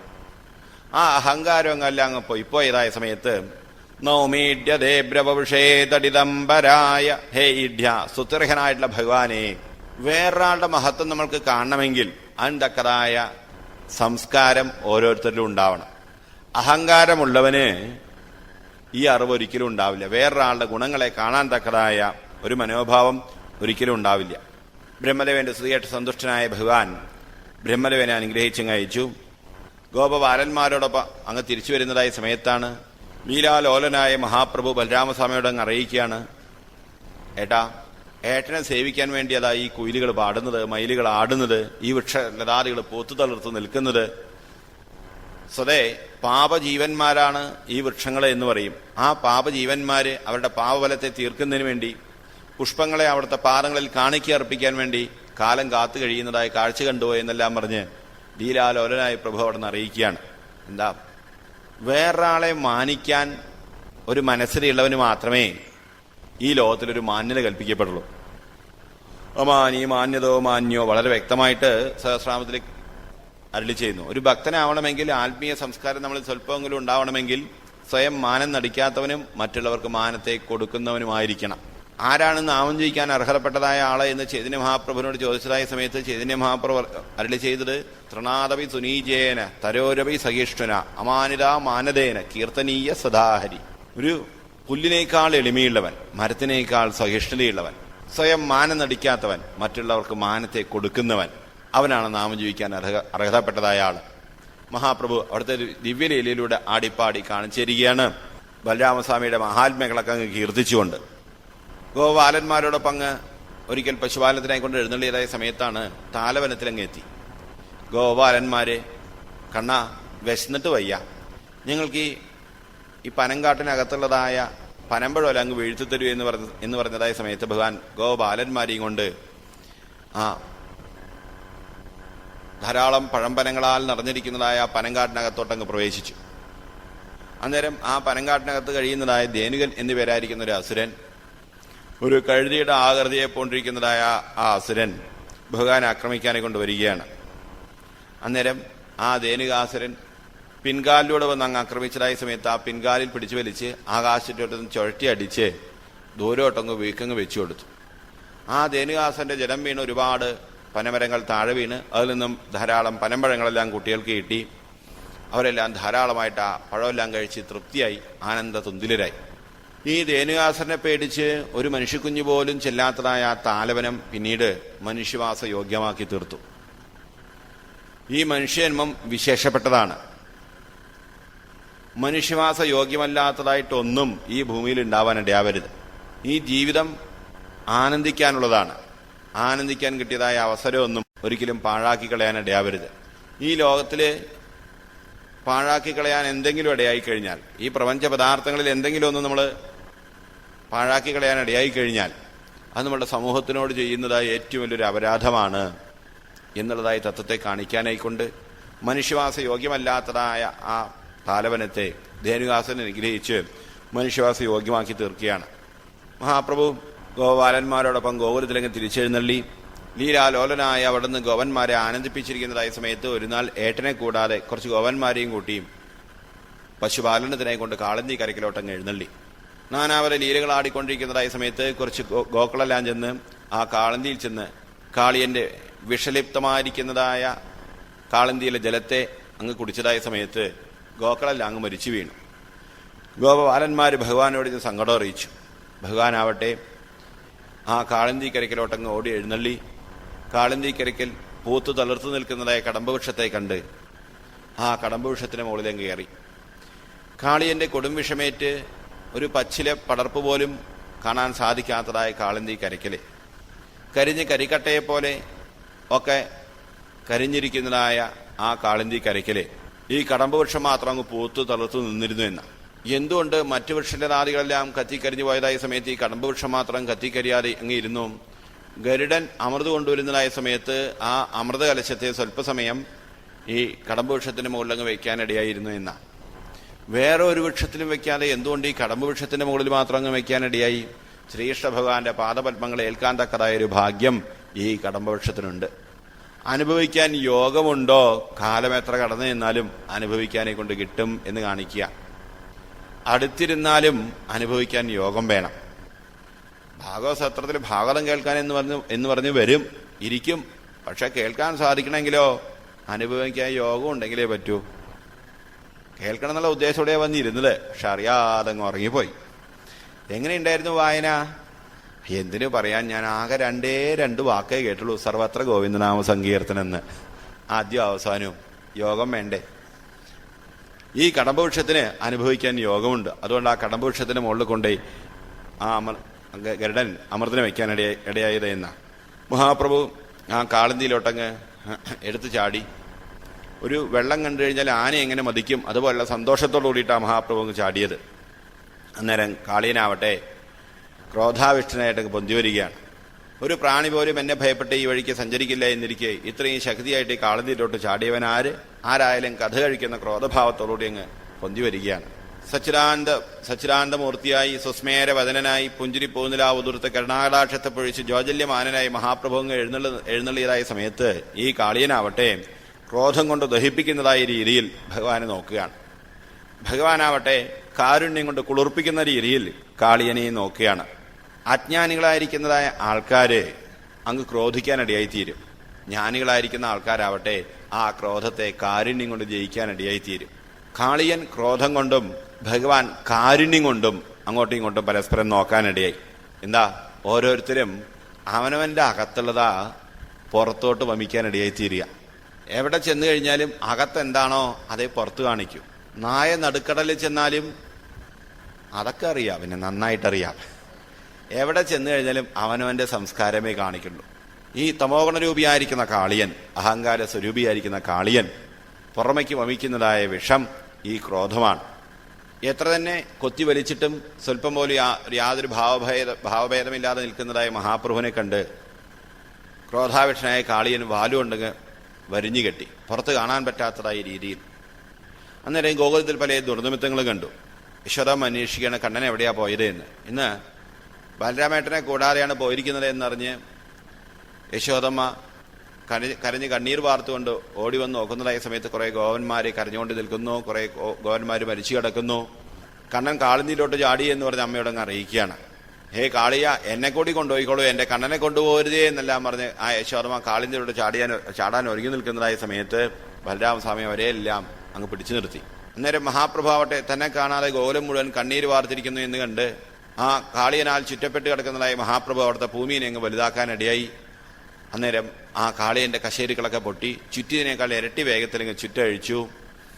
മഹാപ്രഭു ആ കാളിയന്റെ ശിരസിലോട്ടങ്ങ് ചാടിക്കയറി. കാളിയനാൽ ഉയർത്തപ്പെട്ടുകൊണ്ട് ഉപരിഭാഗത്തോട്ടങ്ങ് വന്നു നോക്കുന്ന സമയത്ത് അമരന്മാരെല്ലാം അങ്ങ് അണിനിരന്നിട്ടുണ്ട്. ആകാശമാർഗത്തിൽ ദുന്ദുബി മുതലായ വാദ്യങ്ങളോടുകൂടിയിട്ട് അമരന്മാരെല്ലാം അണിനിരന്നിരിക്കുന്നതായ കാഴ്ച. കാളിന്തി കരക്കിലാണെങ്കിൽ ഗോവന്മാരും ഗോകുലവാസികളെല്ലാം അങ്ങ് നിറഞ്ഞിരിക്കുന്നതായ കാഴ്ച. ആകാശത്തിൽ അണിനിരന്നിരിക്കുന്നതായ അമരന്മാരിൽ ആരെല്ലാം എന്ന് നോക്കിയതായ സമയത്ത് ബ്രഹ്മദേവനുണ്ട്, മഹാദേവനുണ്ട്, വരുണനുണ്ട്, കുബേരനുണ്ട്. ഇങ്ങനെ ഓരോ ദേവന്മാരും വിശ്വദേവന്മാരെല്ലാം സാന്നിധ്യം ചെയ്തിട്ടുണ്ട്. അന്നേരം മഹാപ്രഭു കണക്കൂട്ടിയത്രേ ഇത് തന്നെയാണ് പറ്റിയതായ അവസരമെന്ന്. എന്തിനാ? നൃത്തം ചെയ്യുന്നതായ ദേവനാരാ? മഹാദേവൻ, നർത്തനസുന്ദര നരരാജൻ. മഹാദേവൻ നൃത്തം വയ്ക്കുന്ന സമയത്ത് നാട്യശാസ്ത്രത്തിന്റെ ആചാര്യവരന്മാരായി തലതട്ടപ്പന്മാരായി അംഗീകരിച്ചിരിക്കുന്നതായ ഭരതമുനിയെ പോലെയുള്ളതായ ആൾക്കാരെല്ലാം ചെന്ന് പറയോ അത്രേ, മഹാദേവ അവിടെ നൃത്തം വയ്ക്കുന്നതൊക്കെ കൊള്ളാം, പക്ഷെ ചില ചുവടൊക്കെ പഴിക്കുന്നു കേട്ടോ, ഇങ്ങനെയല്ല വേണ്ടതെന്ന് എപ്പോഴും പോയി പറയും. അന്നേരം മഹാദേവനൊരു വിഷമം, ഇതിപ്പോ എങ്ങനെ നൃത്തം വയ്ക്കുക? നമ്മൾക്ക് എന്തെങ്കിലും ഒരു കാര്യം അറിയണമെങ്കിൽ അറിവുള്ള ആൾക്കാരോട് വേണമല്ലോ ചോദിക്കാനായിക്കൊണ്ട്. അന്നേരം എന്നാ വിഷ്ണുഭഗവാനോട് ഞാൻ ചോദിക്കാമെന്ന് കരുതി മഹാദേവൻ വൈകുണ്ഠത്തിൽ നിന്ന് വിഷ്ണുഭഗവാനോട് ചോദിച്ചു അത്രേ, എങ്ങനെയാണ് നൃത്തം വയ്ക്കേണ്ടത്? ഞാൻ എങ്ങനെ നൃത്തം വെച്ചാലും ഈ ഭരതമുനിയെ പോലെയുള്ള ആൾക്കാരൊക്കെ വന്ന് ഓരോ കുറ്റമൊക്കെ പറയുകയാണ്, എങ്ങനെയാണ് നൃത്തം വെക്കേണ്ടത് എന്ന്. അന്നേരം വിഷ്ണുഭഗവാൻ അരുളി ചെയ്തു അത്രേ, മഹാദേവ ഞാൻ നൃത്തം പഠിപ്പിച്ചു തരാം, പക്ഷേ ഇപ്പോഴല്ല. 28ാമത്തെ ദ്വാപരയുഗത്തിൽ ഒരു ശ്രീകൃഷ്ണാവതാരം എടുക്കുന്നുണ്ട്. ആടിപ്പാടി തിമർക്കുന്നതായ ഒരു ആനന്ദ ലീലയാണ് ആ ശ്രീകൃഷ്ണാവതാരം. അന്ന് അവിടെ വന്നോളൂ, പഠിപ്പിച്ചു തരാം. ഞാനിപ്പോൾ ഈ രൂപത്തിൽ നൃത്തം വയ്ക്കാൻ ഒരുങ്ങിയെന്ന് വിചാരിക്കാം, ഈ ശംഖും ചക്രവും കഥയും ഒക്കെ പിടിച്ച് നൃത്തം ചെയ്തു എന്ന് വിചാരിക്കുക. ആൾക്കാരെന്ത് പറയും? ശംഖ് ചക്ര സ്വാമി വന്ന് ജിങ്ക് ജിങ്കെന്ന് ആടുത്. അതുകൊണ്ട് നൃത്തം വയ്ക്കാൻ പറ്റിയ അവതാരം കൃഷ്ണാവതാരത്തിൽ അന്ന് വന്നോളൂ എന്ന് കൽപ്പിച്ചതനുസരിച്ച് മഹാദേവൻ മുകളിൽ സാന്നിധ്യം ചെയ്തിരിക്കുന്നത് കണ്ടതായ സമയത്ത് പ്രദോഷതാണ്ഡവം ശൂലിക്കഭ്യസിപ്പിച്ച കാലടി. പ്രദോഷതാണ്ഡവം മഹാദേവനെ അഭ്യസിപ്പിക്കാനാണോ എന്ന് തോന്നുമാറ് ആ കാളിയന്റെ ശിരസിൽ കയറി മഹാപ്രഭു നൃത്തമാടി. എപ്പോഴും പ്രായത്തിനനുസരിച്ച് വേണം കളിക്കാനേക്കൊണ്ട്, പ്രായത്തിനനുസരിച്ച് വേണം വേഷം, വേഷത്തിനനുസരിച്ച് വേണം കളിക്കാൻ. പ്രായവും വേഷവും മറന്നു ഒരിക്കലും കളിക്കാനിടയാവരുത്. ചെറുപ്പം കുട്ടികളൊക്കെയാണ് ഇപ്പോൾ നല്ല രീതിയിലൊക്കെ അണിഞ്ഞൊരുങ്ങി പോകുന്നത് എന്നൊക്കെ വിചാരിക്കുക, പാവം കുട്ടികളല്ലേ എന്ന് കരുതും. വയസ്സായ മുത്തശ്ശിമാര് കാലിലേക്ക് കുഴിയിലേക്ക് കാല് നീട്ടിയിരിക്കുന്നതായ സമയത്താണ് അണിഞ്ഞൊരുങ്ങി പോകുന്നത് എന്ന് കണ്ടു കഴിഞ്ഞാലോ ആർക്കത് രുചിക്കുക, ഇഷ്ടാവുക? ഭഗവാൻ കാണിച്ചു തരിക. നൃത്തം ചെയ്യാൻ പറ്റുന്നതായ രൂപത്തിലാണ്, ഭാവത്തിലാണ് പ്രഭു അങ്ങ് എഴുന്നള്ളിയത്. കാളിയന്റെ ശിരസിൽ കയറി മഹാപ്രഭു നൃത്തമാടുന്നതായ സമയത്ത് കാളിയന്റെ ഓരോ ശിരസും അങ്ങ് താഴാനിടയായി. ആകാശം മുഴുവൻ പൊട്ടിവീഴുമാറുള്ളതായ ഭാവമാണ്, ഭാരമാണ് ആ കാളിയനങ്ങ് അനുഭവപ്പെട്ടത്. എന്തുകൊണ്ട് കാളിയന്റെ ശിരസിൽ കയറി ആ കാളിയന്റെ ശിരസുകളെല്ലാം അങ്ങ് ചവിട്ടിത്താഴ്ത്തിയും ഈ കാളിയന് പുറം ലോകത്തോട്ട് പോകാനെ കൊണ്ട് സാധ്യമല്ല, ഗരുഡനെ ഭയപ്പെട്ടിട്ട്. മഹാപ്രഭുവിന്റെ ശ്രീപാദ ചിഹ്നങ്ങൾ വ്യക്തമായിട്ട് കാളിയന്റെ ശിരസിലങ്ങ് പതിക്കണം. സർവതന്ത്ര സ്വതന്ത്രനായി എങ്ങും സഞ്ചരിക്കാൻ തക്കതായ ഒരനുഗ്രഹത്തെ കൊടുക്കണം. ആ അനുഗ്രഹത്തിന് വേണ്ടിയിട്ടാ കാളിയന്റെ ശിരസിൽ കയറി അങ്ങ് നിർത്താടിയത്. മഹാപ്രഭുവിന്റെ ശിക്ഷ എപ്പോഴും രക്ഷയ്ക്ക് വേണ്ടിയിട്ടുള്ളതാണ്. വളരെ പ്രക്ഷുബ്ധമായിരിക്കുന്നതായ അവസരത്തിൽ ഗോകുലവാസികൾ കണ്ണീര് വാർത്തുകൊണ്ടിരിക്കുക, വിഷജ്വാല ഉതിർക്കുന്നതായ കാളിയന്റെ ശിരസിൽ കയറി നിൽക്കുക. ആ അവസരത്തിൽ പോലും യാതൊരു ഭാവഭേദവുമില്ലാതെ ആനന്ദതുന്തിലനായി നൃത്തം വയ്ക്കാൻ ഇവിടെ സാധിച്ചു. എത്ര തന്നെ വ്യവഹാര സമമായ ജീവിത കോലാഹലങ്ങൾക്ക് നടുവിലും ആ സ്വരൂപാനന്ദത്തിൽ നിന്നും വ്യതിചലിക്കാതെ എങ്ങനെ വർത്തിക്കണമെന്ന് ആ കാളിയമർദ്ദന രീതിയിലൂടെ പ്രഭു കാരുണ്യപൂർവ്വം കാണിച്ചു തരികയാണ്. ദുഷ്ടനായ കാളിയന്റെ ശിരസിൽ പോലും അവിടുത്തെ ശ്രീപാദങ്ങളെ വെച്ച് അങ്ങ് അനുഗ്രഹിച്ചു. ഫണിഫണാർപ്പിത കാരുണ്യ തൃപ്പാദങ്ങളോട് കൂടിയിട്ടാണ് പ്രഭു അങ്ങ് ലീലയാടിയത്. അഹങ്കാരമാകുന്ന കാളിയൻ ഈ സംസാരമാകുന്ന കാളിന്തിയെ അങ്ങ് ദുഷിപ്പിക്കും. ആ സംസാരമാകുന്ന കാളിന്തിയെ ശുദ്ധമാക്കണമെങ്കിൽ ഭഗവാന്റെ ശ്രീപാദ സ്പർശമേൽക്കണം. ഭഗവാന്റെ പാദങ്ങള് ധർമ്മസ്വരൂപങ്ങളാണ്. നമ്മുടെ ഭാരതീയ സംസ്കാരപ്രകാരം പാദാഭിവന്ദനം ചെയ്യും. ആരെയും പാദാഭിവന്ദനം ചെയ്തിട്ടാണ് നമ്മൾ സ്വീകരിക്കുക. പാദത്തിന്റെ ദേവൻ വിഷ്ണു ഭഗവാനാണ്. വിഷ്ണു ഭഗവാന്റെ കർമ്മം പാലനമാണ്. നമ്മെ പാലിക്കുന്നത് ധർമ്മമാണ്. അതുകൊണ്ട് ആ ധർമ്മസ്വരൂപം എന്ന് പറയുന്നത് ഭഗവാന്റെ ശ്രീപാദങ്ങൾ. ധർമ്മചിന്തയാണ് നമ്മൾക്ക് അഹങ്കാരത്തെ ജയിക്കാനുള്ളതായ മാർഗം എന്ന് കാണിക്കുക. ഭഗവാന്റെ ശ്രീപാദ മുദ്രകളെ ഗരുഡൻ മാനിക്കും. ധർമ്മചിന്ത എവിടെയുണ്ടോ അവിടെ സകല ശാസ്ത്രങ്ങൾ അത് മാനിക്കാനിടയായി തീരുമെന്ന് കാണിക്കുക. അതിലെല്ലാം ഉപരി വളരെ സ്ഥൂലഭാവത്തിൽ നമ്മൾ ചിന്തിച്ചു നോക്കിയാൽ തന്നെ നമ്മളുടെ ദേശം നന്നായിരിക്കണമെങ്കിൽ, നാട് നന്നായിരിക്കണമെങ്കിൽ നമ്മളുടെ നദികളെ സംരക്ഷിക്കണം. ഇന്ന് നോക്കൂ, ഇപ്പൊ തന്നെ വീശാൻ തുടങ്ങി ഇല്ലേ? ഡിസംബർ മാസേ ആയിട്ടുള്ളൂ. ഇങ്ങനെ ഈ പോക്ക് പോയി കഴിഞ്ഞാൽ മെയ് മാസത്തിൽ എന്താവും വീശല്? വീശണ്ടി വരില്ല. അത്രയും അപകടത്തിലായിക്കൊണ്ടിരിക്കുക. കുടിവെള്ളക്ഷാമം രൂക്ഷമായിക്കൊണ്ടിരിക്കുകയാണ്. എന്തുകൊണ്ട് ഇത്രയും വലിയൊരു കുടിവെള്ളക്ഷാമം രൂക്ഷമായി തീർന്നു? നമ്മുടെ നാട്ടിലെ ഉള്ള നദികളും കുളങ്ങളൊക്കെ നികത്തി സ്വാർത്ഥ പ്രേരിതമായ പ്രകൃതിയെ ചൂഷണം ചെയ്തതുകൊണ്ട്. പ്രകൃതിയെ ചൂഷണം ചെയ്തു കഴിഞ്ഞാൽ കാലത്തിന്റെ മുന്നിൽ കണക്കുകൾ പറയേണ്ടി വരുമെന്നുള്ളതായി തത്വത്തെ കാണിക്കുകയാണ്. നമ്മുടെ ദേശത്തിന്റെ സ്ഥിരാകേന്ദ്രങ്ങളായ നദികളെ ശുദ്ധമായിട്ടെന്നും സംരക്ഷിക്കണമെന്ന് കാണിക്കുക. പിന്നീട് ഭഗവാന്റെ അഗ്നിപാന ലീലയെ വർണ്ണിക്കുകയാണ്. ഭഗവാൻ 2 തവണയാണ് വൃന്ദാവന വിഹാരിയായിരിക്കുന്ന മഹാപ്രഭു അഗ്നിപാനത ചെയ്തത്. ഈ സംസാരാഗ്നിയെ നശിപ്പിക്കണമെങ്കിൽ ഭഗവാന്റെ വേദസ്വരൂപമായിരിക്കുന്ന തിരുമുഖത്തോടുകൂടിയിട്ട് വേണം അതിനെ നശിപ്പിക്കാനായിക്കൊണ്ട്. അറിവിനാൽ വേണം അജ്ഞതയെ നീക്കാനായിക്കൊണ്ട്. അജ്ഞാനത്തിന്റെ കാര്യമാണ് ഈ സംസാരം എന്ന് പറയുന്നത്. സംസാരാഗ്നി, സംസാരത്തിലെ താപത്രയങ്ങൾ, അതിനെ അതിജീവിക്കാൻ ശാസ്ത്രചിന്ത അനിവാര്യമാണ്, അത്യന്താപേക്ഷിതമാണ് എന്ന് കാണിക്കുക. മഹാപ്രഭുവിന്റെ ആ സച്ചിദാനന്ദ ഭൂമിനിയിൽ തട്ടിവരുന്നതായി കുളിർക്കാറ്റേറ്റ് ഗോവന്മാരെല്ലാം ആനന്ദത്തിൽ അങ്ങ് ആറാടിക്കഴിഞ്ഞു. കടലിനോട് അടുക്കും തോറും കടലിന്റെ കാറും കോളും അനുഭവിക്കാൻ സാധിക്കും. ആത്മസ്വരൂപത്തോട് അടുക്കും തോറും ആത്മീയ ആനന്ദം അങ്ങ് അനുഭവിക്കാനെ കൊണ്ട് സാധിക്കും. ഭഗവാൻ തവളകളെ പോലെ മയിലിനെ പോലെയെല്ലാം അങ്ങ് ചാടിച്ചാടിയിട്ടും അങ്ങ് നൃത്തം വെച്ചിട്ടും എല്ലാം നാനാപ്രകാരത്തിൽ ഗോവന്മാരെ അങ്ങ് ആനന്ദിപ്പിച്ചു. സകല ചരാചരങ്ങളും ആ ഭഗവത് സ്വരൂപമാണെന്ന് കാണാൻ തക്കതായ ആ വിശ്വനാഥന്റെ വിശ്വലീലയെ കാണാനൊരു കണ്ണുണ്ടാവണം. മഹാപ്രഭുവിനെ ആക്രമിക്കാനായി കൊണ്ട് കംസനാൽ പ്രയോജനമായിരിക്കുന്ന പ്രലംബൻ എന്ന അസുരൻ വന്നതായ സമയത്ത് ശ്രീരാമാവനോട് തോറ്റ് ഭഗവാനും ഈ ബലരാമസ്വാമിയോട് തോറ്റ് പ്രലംബാസുരനും, ശ്രീരാമനെ എടുത്തുകൊണ്ട് ഭഗവാനും ബലരാമസ്വാമി എടുത്തുകൊണ്ട് പ്രലംബാസുരനും അങ്ങ് നടന്നു നിന്നു. തന്റെ ഭക്തന്റെ പാരദാസ്യം തനിക്കെന്നും അലങ്കാരമാണ് എന്നുള്ളതായ ഭക്തവാത്സല്യത്തെ കാണിക്കുകയാണ്. പ്രകർഷണ ലംബമായിരിക്കുന്നതായ ഈ പ്രലംബനെ, അഹങ്കാര സ്വരൂപിയായിരിക്കുന്നതായ ഈ പ്രലംബനെ എങ്ങനെ വേണം ജയിക്കാനേ കൊണ്ട്? ബലരാമസ്വാമിയെ കൊണ്ട് വേണം ജയിക്കാനേ കൊണ്ട്. ബലരാമൻ സാങ്കേശാസ്ത്രത്തിന്റെ ആചാര്യനാണ്, അത് സ്വരൂപമാണ്. നമ്മൾക്ക് ശാസ്ത്രജ്ഞാനം കൊണ്ടുവേണം, ആത്മീയ സമ്പത്തിനെ കൊണ്ട് വേണം ഈ അഹങ്കാരത്തെ ജയിക്കാൻ എന്ന് കാണിക്കുക. ലീലാലോലനായ അവിടുത്തെ വേണുഗാനത്താൽ ആ ഗോലത്തെ മുഴുവൻ ആനന്ദിപ്പിച്ചു. ആ വേണുഗാനാമൃതത്താൽ ആനന്ദിക്കാത്തതായ ആരുണ്ട് ഈ ഭൂമിയെങ്കില്? ഈ പ്രപഞ്ചത്തിന്റെ ഗീതമാണ്, അഥവാ പ്രപഞ്ചാധാരമായ പരമസത്യത്തിന്റെ ആ ആത്മീയ ആനന്ദമാണ്, അനാഹതധ്വനിയാണ് ആ വേണുഗാനത്തിലൂടെ മഹാപ്രഭു അങ്ങ് പൊഴിച്ചത്. ഈ സൃഷ്ടിയുടെ ഈ പ്രപഞ്ചത്തിന്റെ നിലനിൽപ്പ് പഞ്ചഭൂതങ്ങളിൽ ഏറ്റവും സൂക്ഷ്മമായിരിക്കുന്നതായ ശബ്ദത്തിലാണ്. ഈ ശബ്ദത്തെ കൊണ്ട് സകല ചരാചരങ്ങളെയും അങ്ങ് ആനന്ദിപ്പിക്കാൻ സാധിക്കുമെന്ന് നിർവികാര പശുപക്ഷി മണ്ഡലത്തെ എല്ലാം നിർവികാരമാക്കിക്കൊണ്ട് മഹാപ്രഭു അങ്ങ് ആടിപ്പാടി കാണിച്ചു തന്നു. പിന്നീട് കാത്യാനി പോയി നടത്തിയതായ ഗോപികളെ അനുഗ്രഹിക്കാനേ കൊണ്ട് അങ്ങ് എഴുന്നള്ളി മഹാപ്രഭു. മായാമാധവനെ ദർശിക്കണമെങ്കിൽ മായാകുന്ന മറ നീങ്ങണം. അതിന് മഹാമായയെ ഉപാസിക്കണം. ദേവി പ്രസാദിച്ചാലുള്ള പരമഫലം ശ്രീകൃഷ്ണ ഭഗവാനെ കിട്ടുക എന്നുള്ളതാണ്. ഗോപികൾ കാത്യായനി ദേവിയെ പൂജിച്ചു. അവർ വേറൊന്നിനും വേണ്ടിയല്ല. എപ്പോഴാ ദേവിയെ ആരാധിക്കുക? ആപതിക്കും കരണീയം സ്മരണീയം ചരണയുകുളം അമ്പായ, ആപത്തെടുക്കുന്നതായ സമയത്താണ്. എന്താണ് ആപത്ത്? ശ്രീകൃഷ്ണ ഭഗവാനെ കിട്ടായിയാണ് അവർക്ക് ആപത്ത്. ആപൽ ബാന്ധവയായ ആദിപരാശക്തിയെ ആശ്രയിച്ചു. അമ്മ അനുഗ്രഹിച്ചു. ശ്രീകൃഷ്ണ ഭഗവാൻ എഴുന്നള്ളി. ഗോപികൾ കാളന്തിയിലോട്ട് ഇറങ്ങി കളിക്കുന്നതായ സമയത്ത് അവരുടെ വസ്ത്രങ്ങളെല്ലാം അപഹരിച്ച് അരിയാലിൻ കൊമ്പത്ത് കൊണ്ടുപോയി വെച്ചു. എന്തിനു വേണ്ടി? ആ ഗോപികളുടെ വസ്ത്രാപഹരണ ലീലയിലൂടെ ഭഗവാൻ നമ്മെ പഠിപ്പിക്കുന്നതായ പാഠം, ഈ വസ്ത്രം ശരീരാഭിമാനത്തിന്റെ പ്രതീകമാണ്, ദേഹചിന്തയുടെ പ്രതീകമാണ്. ഭഗവാന്റെ ബാലലീലകളുടെ പ്രേമമൂർത്തിയായ പ്രഭുവിന്റെ ആ ദിവ്യലീലകളുടെ മകുടമണിയായിരിക്കുന്ന രാസലീലയ്ക്ക് ജീവബ്രഹ്മ ഐക്യത്തിന് ഒരു ജീവനെ അർഹനാക്കി തീർക്കണമെങ്കിൽ ആദ്യം ഈ ദേഹാഭിമാനത്തെ ജയിക്കണം. സ്ത്രീ എന്നും പുരുഷനും ഉള്ളതായ ഭേദഭാവന അങ്ങ് ജയിക്കാൻ ഇടയായി തീരണം. ഭഗവാൻ ഗോപികളെ അധിക്ഷേപിച്ചു, കളിയാക്കി, അവരെ ലജ്ജയെ തീർത്തു, സ്ത്രീപുരുഷഭേദത്തെ തീർത്തു, ആ രാസലീലയ്ക്ക് അനുകൂലമാക്കി തീർത്തു ആ ഗോപികളെ. പിന്നീട് ആ വിപ്രപത്നിമാരെ അനുഗ്രഹിച്ചു മഹാപ്രഭു. വിശന്നു വലയിരുന്നതായ ഗോപബാലന്മാര് ഭക്ഷണത്തിനായിക്കൊണ്ട് ചെന്ന് യാചിച്ചതായ സമയത്ത് യാഗം ചെയ്തുകൊണ്ടിരിക്കുന്നതായ ബ്രാഹ്മണർ അത് കേട്ടില്ല, കണ്ടില്ല. പക്ഷേ ആ വിപ്രപത്നിമാർക്കാവട്ടെ ഭക്ഷ്യഭോജ്യാദി പദാർത്ഥങ്ങളെല്ലാം എടുത്ത് ഭഗവാനെ അർപ്പിക്കാനും ആരാധിക്കാനും സാധിച്ചു. വിശക്കുന്നവന്റെ വിളി കേൾക്കുന്നവനാണ് വിശ്വനാഥൻ പാർശ്വസൻ എന്നുള്ളതായ പരമാർത്ഥം കാലാനുസൃതമായിട്ട് ഭഗവാൻ നമ്മെ പഠിപ്പിക്കുകയാണ്.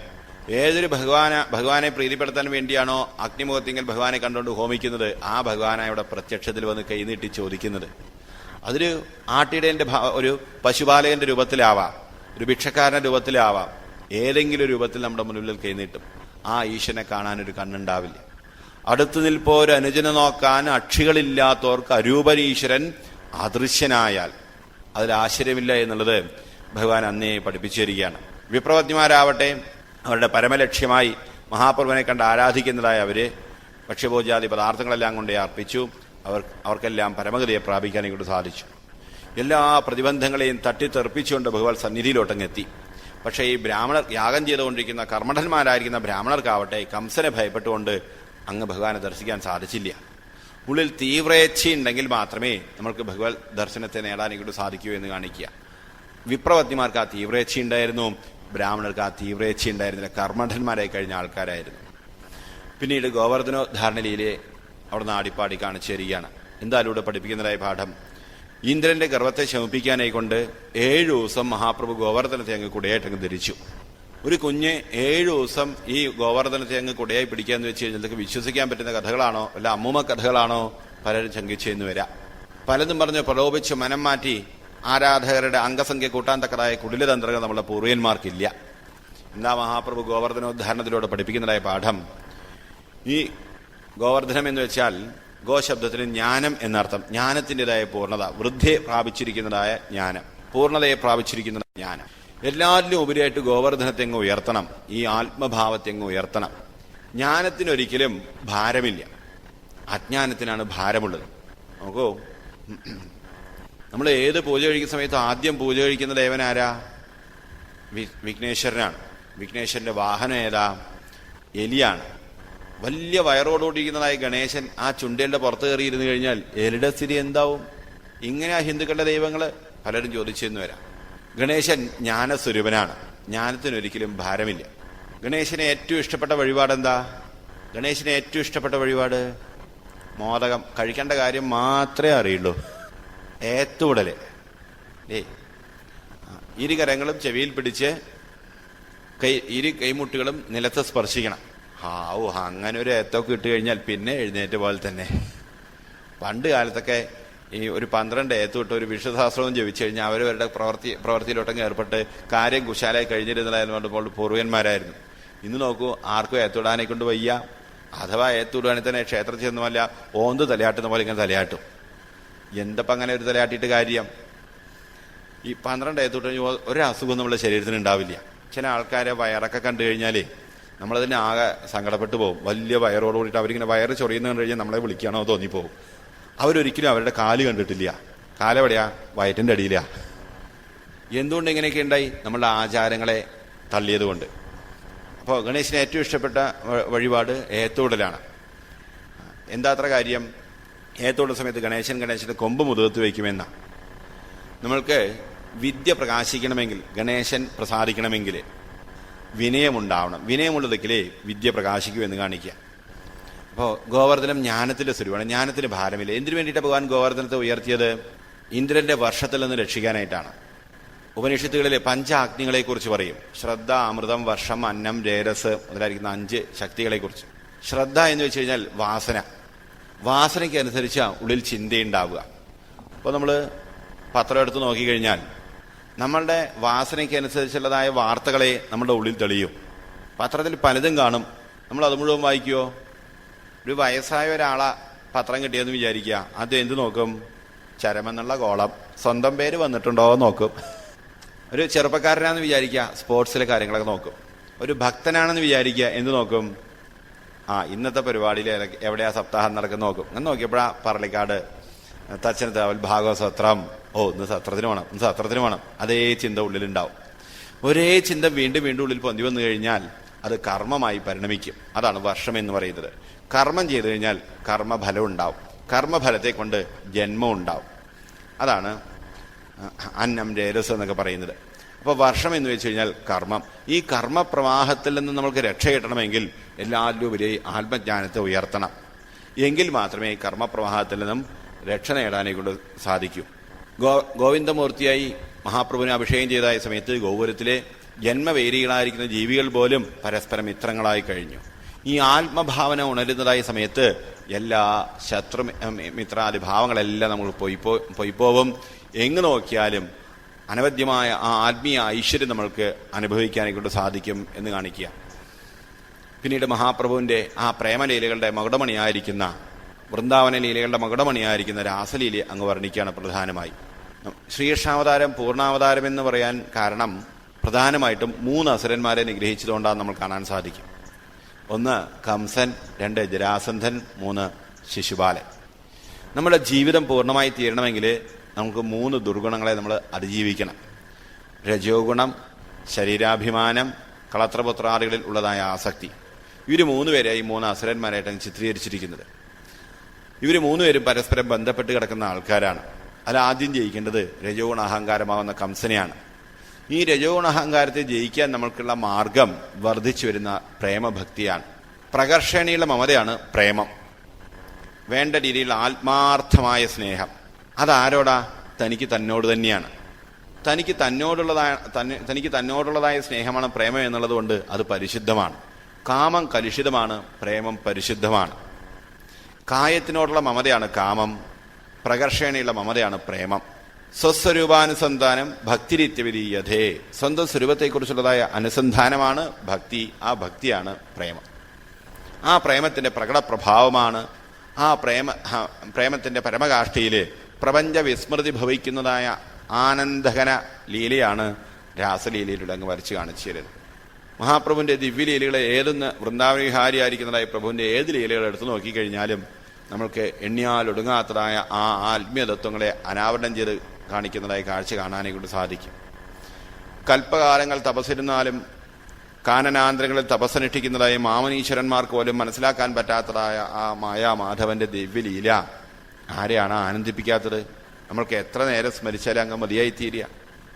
ശ്രീകൃഷ്ണലീലകളിൽ ഏതൊരു ലീല എടുത്തു നോക്കിക്കഴിഞ്ഞാലും അനവധി ഗഹനങ്ങളായ തത്വങ്ങളെ പഠിപ്പിക്കുന്നതായ പാഠം നമ്മൾ കാണാനെ കൊണ്ട് സാധിക്കും. ആ തത്വങ്ങൾ നമ്മുടെ ജീവിതത്തിൽ പകർത്താൻ നമ്മൾക്ക് ആനന്ദപൂർവ്വം അത് അനുഭവിക്കാൻ അവിടുന്ന് തന്നെ അനുഗ്രഹിക്കട്ടെ എന്ന പ്രാർത്ഥനയോടുകൂടിയിട്ട് നമുക്കിപ്പോൾ അർപ്പിക്കാം. ഭഗവാൻ അനുഗ്രഹിക്കട്ടെ. സർവത്ര ഗോവിന്ദനാമ സങ്കീർത്തനം. ഗോവിന്ദ ഗോവിന്ദ. കായേന വാചാ മനസേന്ദ്രിയൈർവാ ബുദ്ധ്യാത്മനാ വാ പ്രകൃതേ സ്വഭാവാൽ കരോമി യദ്യൽ സകലം പരസ്മൈ നാരായണായേതി സമർപ്പയാമി. ഓം.